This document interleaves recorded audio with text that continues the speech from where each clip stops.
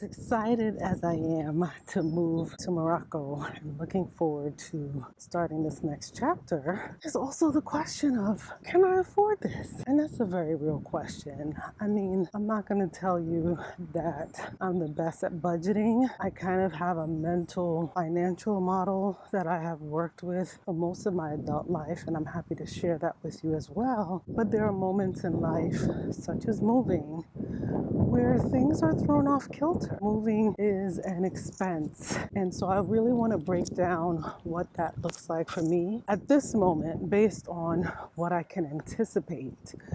And as we all know, sometimes there are things you can't anticipate. And so part of the reason why I've been making this video is because something came up recently, an expense came up recently that I hadn't anticipated. And I realized it's important for me to actually slow down and think about the money piece. Hi, I'm Kalima Fergus Ayele, CEO and founder of Round Trip Ticket Home and an international school leader. In case you're new to my channel, welcome. Wonderful to have you. I've been sharing about my current process of preparing to move to Casablanca, Morocco, which is in North Africa, from where I currently live in the lower Hudson Valley in New York. So you can see the Mario Cuomo Bridge there right behind me, and I'm walking along the Hudson River. So just wanted to talk through some things with you. One of the things that I needed to do for this move is get some documentation together for a work visa.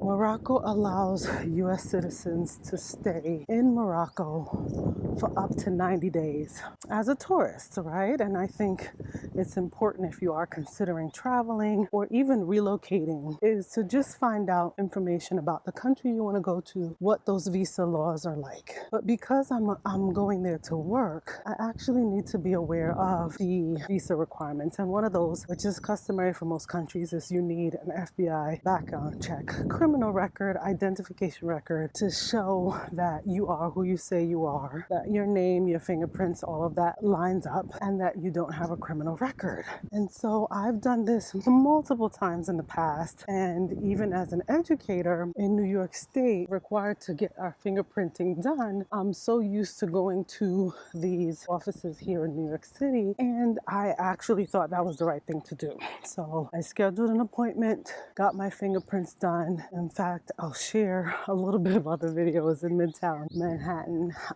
I went there, it was $48, and they sent a digital FBI certificate to confirm my identity within an hour. Well, turns out that's not what I needed. For the Moroccan government, I needed a hard copy, an original copy. So when I tried to reach out to them and say, look, I can't use this digital copy, they're not going to accept it, can you get me a hard copy? I don't even want to explain to you how long I was put on hold or how many times it was like, well, call this number, or they didn't even nobody even picked up. It was just like the automated answering thing that gives you options to go to the website or customer service experience. When I finally got through to someone, they told me, and I told them what I needed. I think this is where some of the frustration is because I actually did tell them what I needed. And they told me to schedule another appointment and try it again. Go back again, pay the $48 again. So now we're up to $96. And again, I get this digital copy. But this time I'm like, this is not what I need. So finally, and this is a note for those of us who have a hard time reaching out and asking for help. This was a lesson for me, right? Because sometimes you just need to reach out and ask for help. It is the summer. A lot of people are away, but someone from the school actually reached out. I did reach out to a couple other folks as well and just said, hey, something's not right here.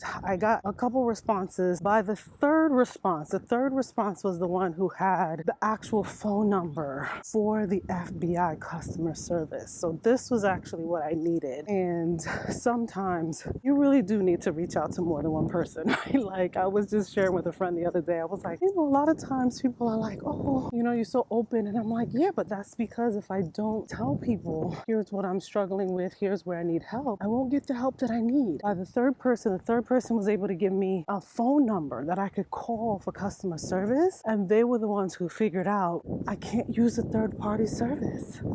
I actually have to do something through the FBI itself. And that was a convoluted, again, multi-step process. Can't even use Google Chrome, download Firefox, Explorer. I was like, Explorer? There's no Explorer anymore. Anyway, using this FBI website with these multiple steps, right? So you go there, you give them the email address, they send you a new link and a pin, then you go there, and then you submit the application.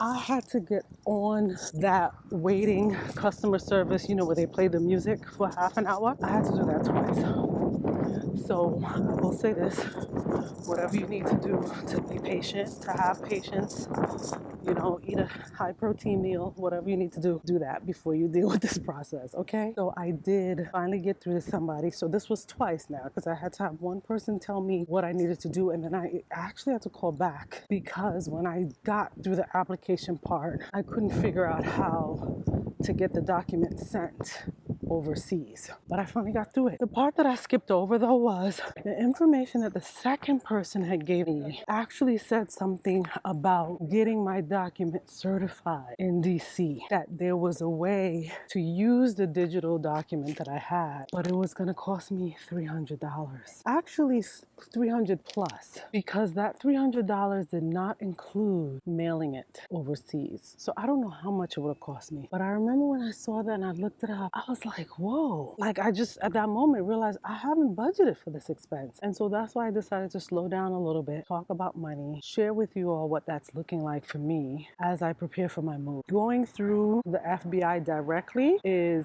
$68. So it's $18 with the FBI, and then I think the post office actually, I haven't paid the other $50 yet, so I'll see where that happens. But at least it's less than the $300 I was going to pay for this additional service that I thought I needed to get. So I will say that sometimes these things come up and they're frustrating, but we get through them. And I will continue to talk through a little bit more in the next video about the total cost of this whole experience.